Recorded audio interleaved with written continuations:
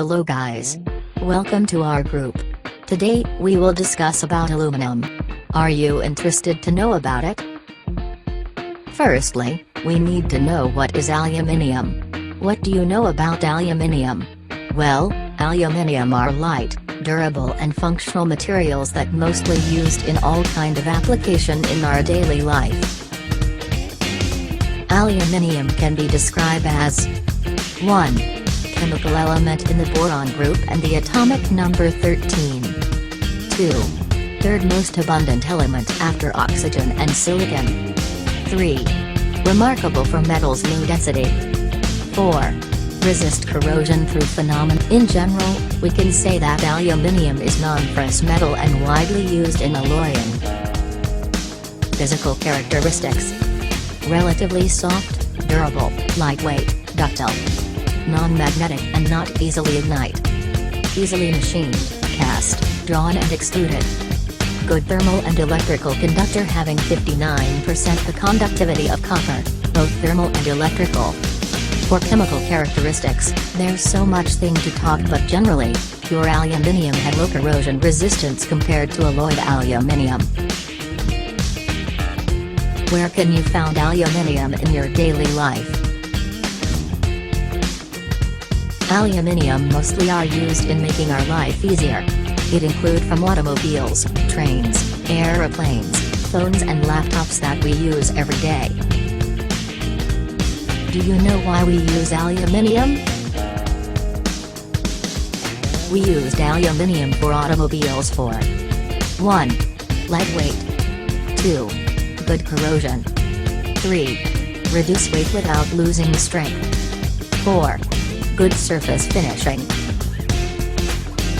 For train, due to the light weight of aluminium is used for making the train body.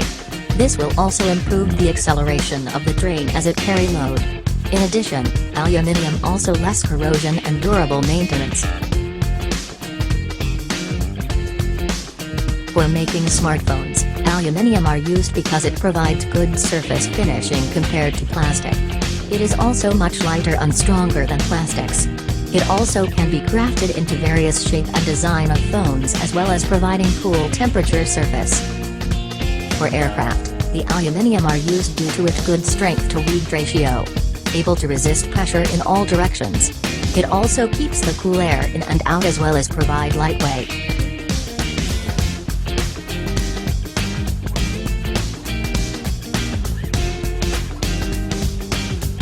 Let's focus on the aircraft body that was mentioned earlier.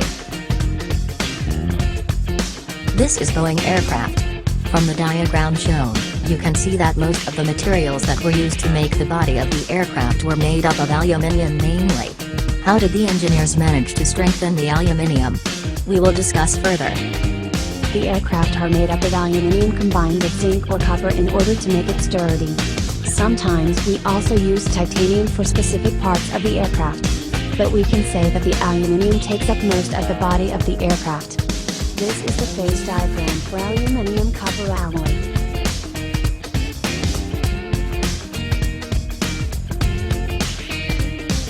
This is the partial phase diagram for aluminium copper alloy below 1000 degrees Celsius. One of the aluminium alloy that we are going to talk about is the aluminium alloy 2024. It requires high strength to weight ratio and good resistance to fatigue. Therefore, in order to get this, we will move on to the next slide. You must be wondering about how aluminium can be strong enough, right?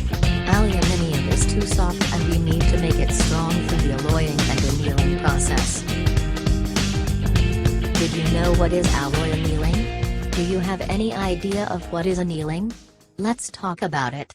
Created using Powtoon. Annealing of an alloy 2024. Aluminum alloy 2024 is annealed from a heat-treated condition between 399 and 427 degrees Celsius for approximately 2 hours, after which it is slowly cooled in the furnace. These are the product of the heat-treated aluminium alloy microstructure.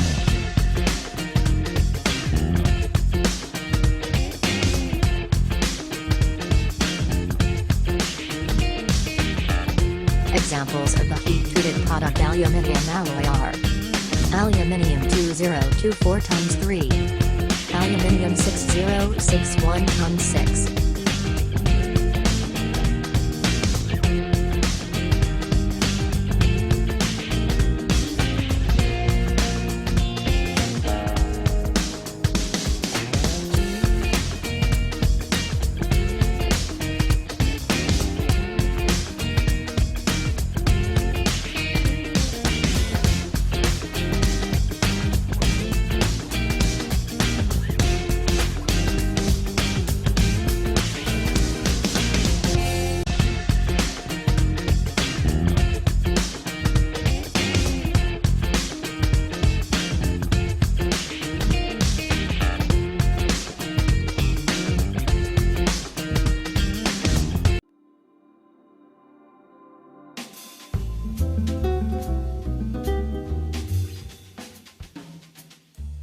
Working with lower gauge metals can sometimes be difficult when forming, bending, and shaping. When creating jewelry, thick metals can take a lot of time and effort to get everything just right. In this tool demo, learn how to anneal your metals to make working with thick metal easy. This metal rod is great for making bracelets and rings, but forming it can be a little difficult. Rings and bracelets need to be tightly formed, and hammering them on a mandrel takes a little time and additional effort. In fact, some of these lower gauges that Cool Tools offers are rather difficult to bend. Annealing is a great way to make this easy. To anneal, you'll need a torch and a firing station. We're going to heat our metal up until it glows. I'm working on a piece of fiberboard, and I have my rod sitting on 2 trivets. The trivets work great because the rod is heavy, but a couple of third hands work just as nice. Begin to heat up your metal with your torch. You'll want to move slowly across your metal because you need to evenly heat the whole piece. The larger the piece you work with, the longer it will take.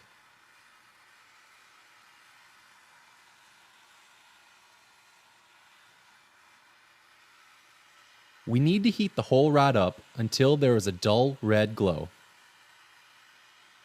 Annealing is a heat treatment that alters the material to increase its ductility and to make it more workable.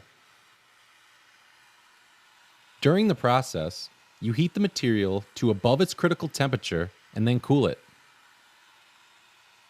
Annealing can induce ductility, soften metal, relieve internal stresses, and improve cold working properties. This is a valuable technique because making jewelry requires small, precise bends. When your piece is ready, you'll have a dull red glow that is consistent across the entire piece. When you're there, turn your torch off and let your piece cool.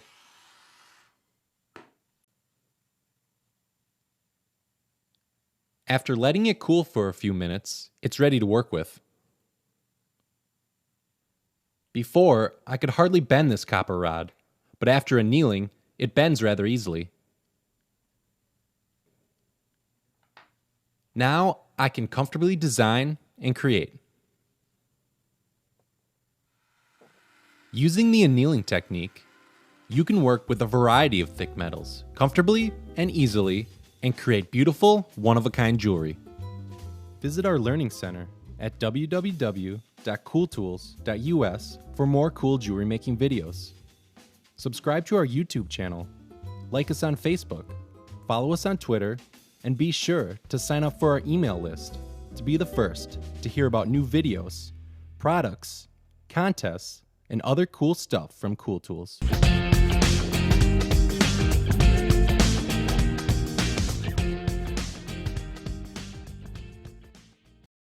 Created using Powtoon.